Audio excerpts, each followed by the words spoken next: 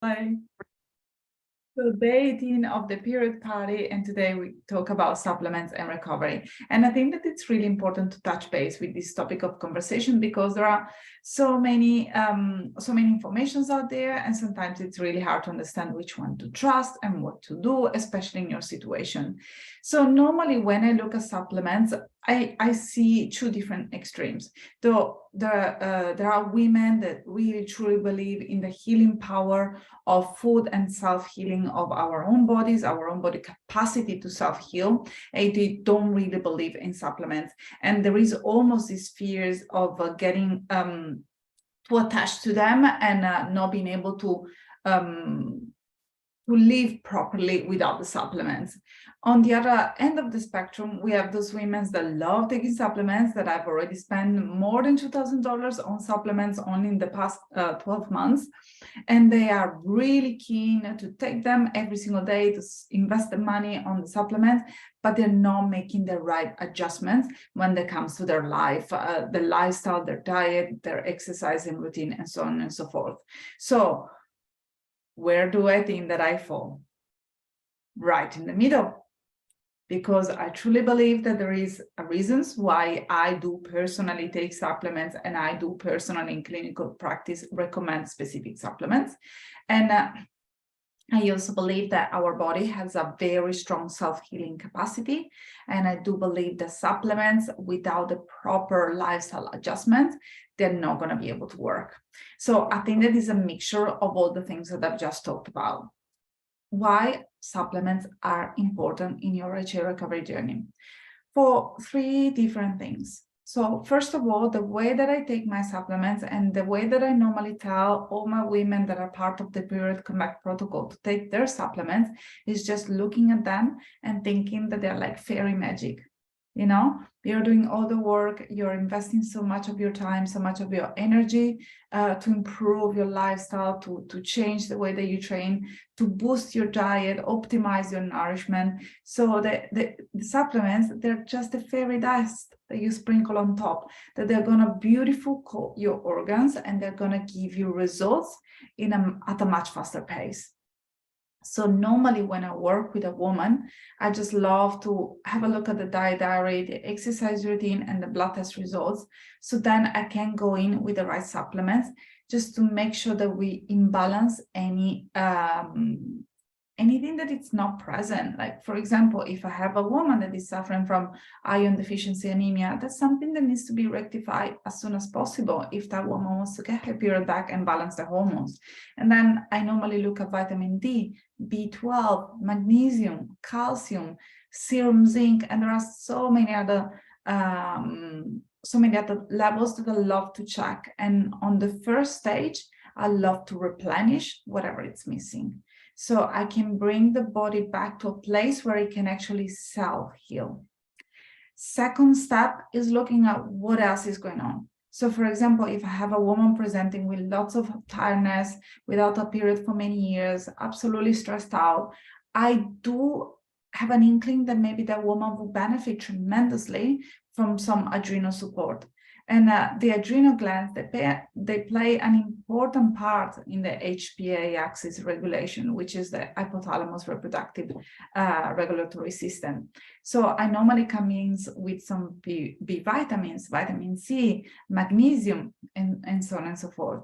If I then have a woman, for example, that has already got her period back and is presenting with longer luteal phases or very painful period or lots of mood swings before the period or problem sleeping, then it's a completely different conversations. So in that case, I may come in with double the magnesium, some L-theanine, some GABA, and definitely, once again, some vitamin C and zinc, plus something else.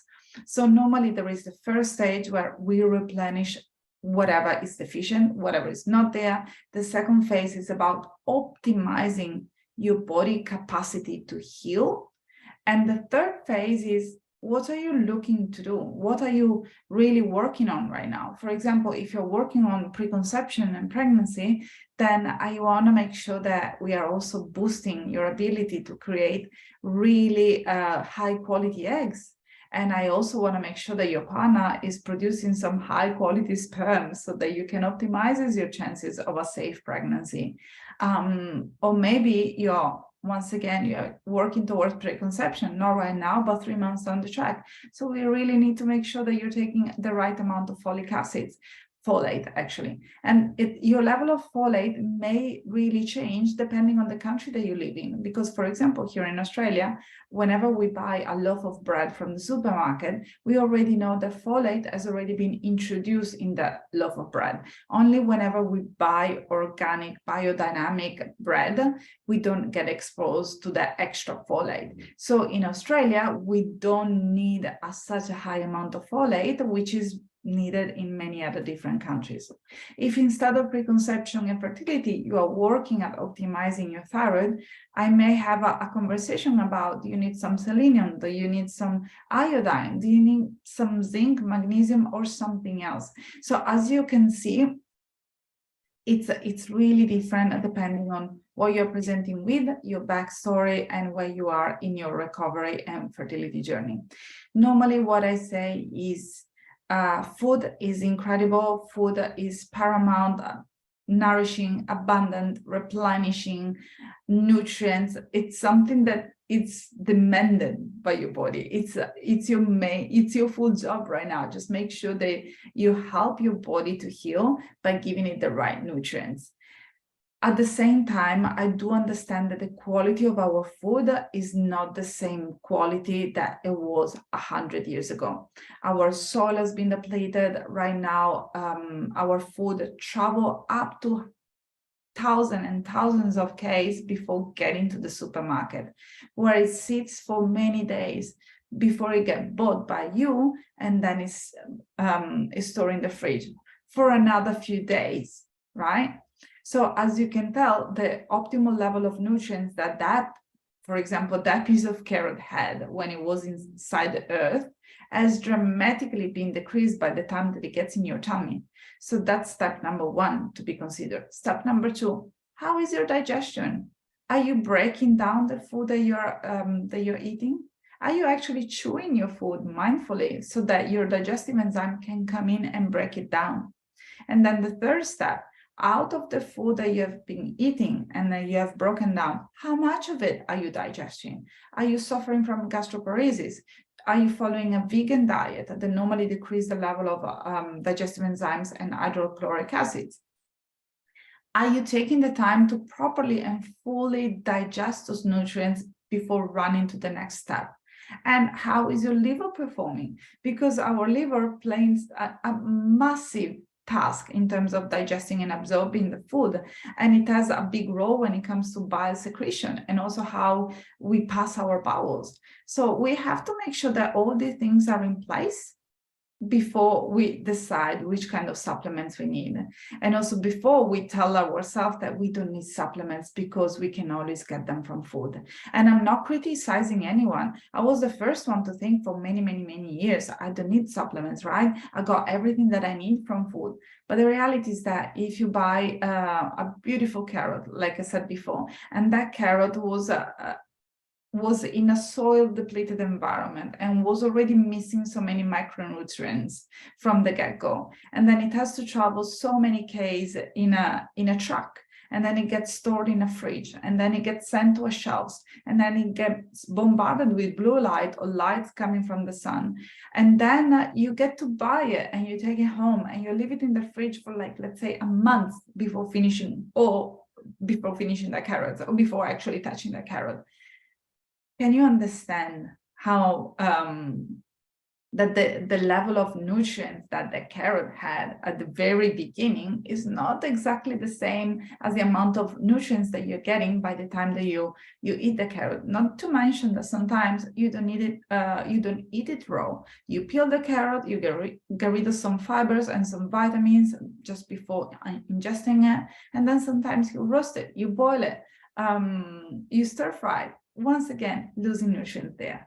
So this is not a critique, and that's the reality nowadays, which is why so many of us really present with blood tests that are missing very important macronutrients and micronutrients. And also remember that whenever you take a supplement, never take it in isolation. So I've heard women taking B3, for example, because it's apparently really great for hair and nails, but nothing on planet Earth comes in isolation. We always need the cofactors. Cofactors are other nutrients, other enzymes that are needed to be able to digest and absorb that particular nutrient, right? So, which is why sometimes the B vitamins, they come in a complex because they help each other out. And sometimes the B complex, they do contain other herbs that can really optimize the chances of absorbing the food or the nutrient. So for example, most of you will know that iron do need some vitamin C to be ingested, digested, and absorbed. And it's very similar for all the other vitamins and minerals out there. Also, whenever you take your supplements, always remember that some supplements, they are agonists, meaning that they work against each other. And it's really important for you to know which one is which, because if you take all your supplements in one go in the morning, maybe some of those supplements, they're losing their power because they're taken with the wrong cofactors, and they're also taken with some agonists. Side note, never take your supplements with alcohol and without caffeine or theine, because that's going to really decrease your absorption level. Now, just to sum it all up, which kind of supplements do you need to get your period back? Step number one, it's really customized, so there is no cookie cutter answer here. Each one of you normally comes with different needs in terms of macronutrients and micronutrients,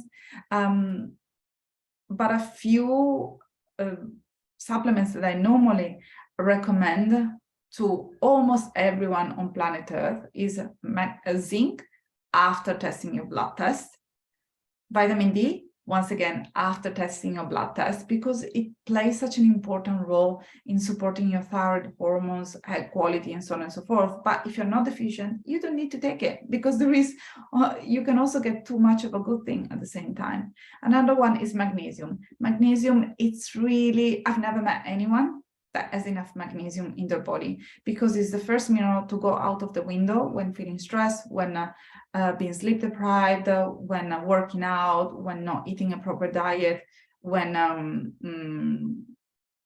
skipping meals, and so on and so forth. So magnesium is definitely a good one. And acetylcysteine, that's another fantastic one to support your hormones and also to improve quality.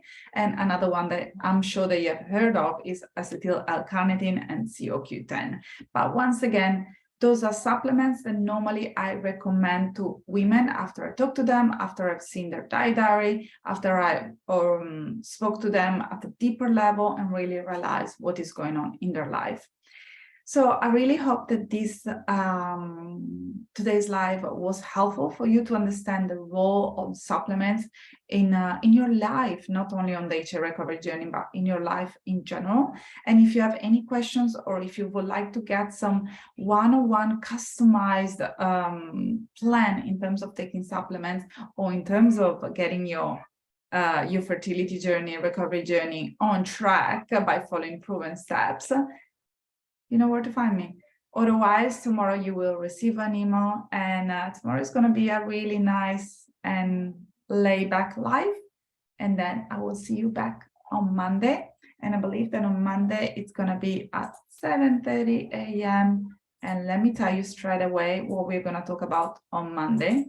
By memory, yes, PCOS versus hypothalamic amenorrhea. One of my favorite topic of conversation. I see you then. Thanks so much for tuning in. Have a fantastic weekend. Bye for now.